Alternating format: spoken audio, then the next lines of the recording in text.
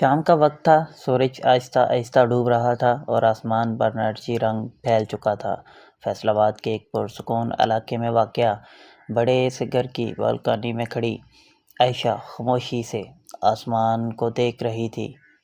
اس کے چہرے پر عجیب سی اداسی تھی۔ عائشہ ایک امیر گھرانے کی سمجھدار اور نرم دل لڑکی تھی۔ اس کے والد حاجی سلیم کپڑے کے بڑے تاجر تھے۔ گھر میں کسی چیز کی کمی نہیں تھی، مگر عائشہ کے دل میں ہمیشہ محبت اور اپنیت کی کمی رہی۔ اسی شہر کے دوسرے کونے میں ذیشان اپنی چھوٹی سی دکان بند کر رہا تھا۔ وہ ایک محنتی اور خوددار لڑکا تھا۔ اس کے والد کئی سال پہلے انتقال کر چکے تھے اور گھر کی تمام ذمہ داری اس کے کندھوں پر تھی۔ اس کی ماں بیمار رہتی اور چھوٹی بہن مریم کالج میں پڑھتی تھی۔ ذیشان روزانہ سخت محنت کرتا تاکہ اپنی فیملی کو خوش رکھ سکے۔ اگلی صبح عائشہ اپنی دوست ہانیہ کے ساتھ یونیورسٹی جا رہی تھی۔ راستے میں اچانک ان کی گاڑی خراب ہو گئی اور انہیں اب کیا کریں؟ ہانیہ پریشان ہو گئی۔ عائشہ نے ادھر ادھر دیکھا، تبھی سامنے ایک بائک رکی۔ بائک پر ذیشان تھا۔ اگر آپ اجازت دیں تو میں مدد کر سکتا ہوں، ذیشان نے نرمی سے کہا۔ عائشہ نے پہلی بار اسے غور سے دیکھا۔ سادہ لباس، تھکا ہوا چہرہ، مگر آنکھوں میں عجیب سی سچائی تھی۔ جی پلیز، عائشہ نے آہستہ سے کہا۔ ذیشان نے چند ہی منٹوں میں گاڑی ٹھیک کر دی۔ کتنے پیسے ہوئے؟ ہانیہ نے پوچھا۔ ذیشان ہلکا سا مسکرایا۔ مدد کے پیسے نہیں لیتا، یہ کہہ کر وہ چلا گیا، مگر عائشہ کافی دیر تک اسے جاتا ہوا دیکھتی رہی۔ اس دن کے بعد قسمت نے بار بار انہیں ملانا شروع کر دیا، کبھی یونیورسٹی کے باہر، کبھی بازار میں اور کبھی بارش کے دوران کسی اتفاق کی طرح۔ رفتہ رفتہ دونوں میں دوستی ہو گئی۔ ایک دن عائشہ نے پوچھا، تم ہمیشہ اتنے خاموش کیوں رہتے ہو؟ ذیشان نے ہلکی سی مسکراہٹ کے ساتھ جواب دیا، جو لوگ ذمہ داریاں میں جلدی بڑے ہو جائیں وہ کم بولتے ہیں۔ یہ سن کر عائشہ کے دل میں اس کے لیے عزت اور بڑھ گئی۔ وقت گزرتا گیا، اب عائشہ کو ذیشان سے بات کیے بغیر سکون نہیں ملتا تھا۔ دوسری طرف ذیشان بھی اس کی معصوم باتوں میں کھو جاتا، مگر دونوں کے درمیان دولت اور حیثیت کی ایک بڑی دیوار موجود تھی۔ ایک رات عائشہ کے والد نے کہا، میں نے تمہاری شادی اپنے دوست کے بیٹے حمزہ سے طے کر دی ہے۔ عائشہ کے ہاتھ سے پانی کا گلاس گر گیا۔ بابا، میں ابھی شادی نہیں کرنا چاہتی، بس فیصلہ ہو چکا ہے، حاجی سلیم نے سخت لہجے میں کہا۔ عائشہ پوری رات روتی رہی۔ اگلے دن اس نے ذیشان کو سب کچھ بتا دیا۔ ذیشان چند لمحے خاموش رہا، پھر بولا، تمہارے والد کبھی مجھے جیسے غریب لڑکے کو قبول نہیں کریں گے۔ عائشہ کی آنکھوں میں آنسو آ گئے۔ محبت امیری غریبی نہیں دیکھتی، ذیشان نے نظریں جھکا لیں۔ لیکن دنیا دیکھتی ہے عائشہ۔ اسی دوران حمزہ کی حقیقت سامنے آنے لگی۔ وہ غرور کرنے والا اور بدتمیز انسان تھا۔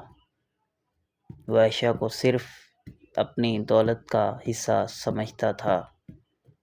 ایک دن حمزہ نے غصے میں عائشہ پر ہاتھ اٹھانے کی کوشش کی، تبھی ذیشان وہاں پہنچ گیا۔ خبردار، عائشہ سے دور رہو، ذیشان نے غصے سے کہا۔ حمزہ نے طنزیہ ہنسی اپنی اوقات دیکھی ہے، ذیشان نے تحمل سے جواب دیا۔ انسان کی اوقات اس کا کردار بناتا ہے، پیسہ نہیں۔ یہ بات حمزہ کو بہت بری لگی۔ اسی رات حاجی سلیم کو اچانک دل کا دورہ پڑا۔ گھر میں افراتفری مچ گئی۔ حمزہ بہانے بنا کر غائب ہو گیا، مگر ذیشان فوری ہسپتال پہنچ گیا۔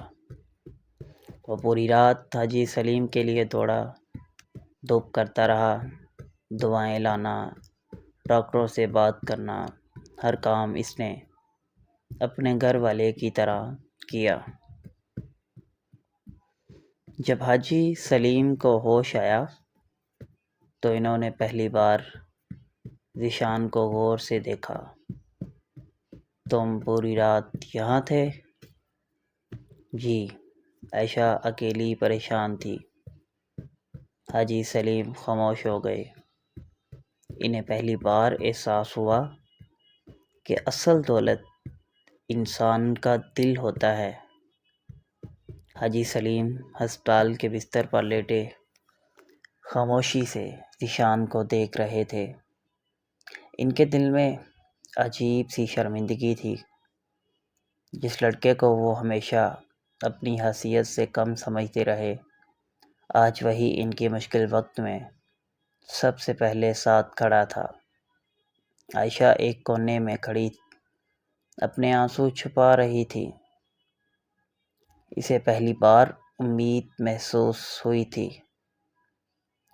چند دن بعد حاجی سلیم گھر واپس آ گئے۔ اب ان کا رویہ پہلے جیسا سخت نہیں رہا۔ وہ اکثر خاموش رہنے لگے تھے، جیسے کسی گہری سوچ میں ہوں۔ ادھر حمزہ مسلسل عائشہ پر شادی کے لیے دباؤ ڈال رہا تھا۔ ایک شام وہ غصے میں حاجی سلیم کے گھر آیا۔ انکل، اب بہت ہو گیا، میں جلد شادی کرنا چاہتا ہوں۔ حاجی سلیم نے پہلی بار سخت لہجے میں کہا، شادی کوئی سودا نہیں ہوتی حمزہ حیران رہ گیا۔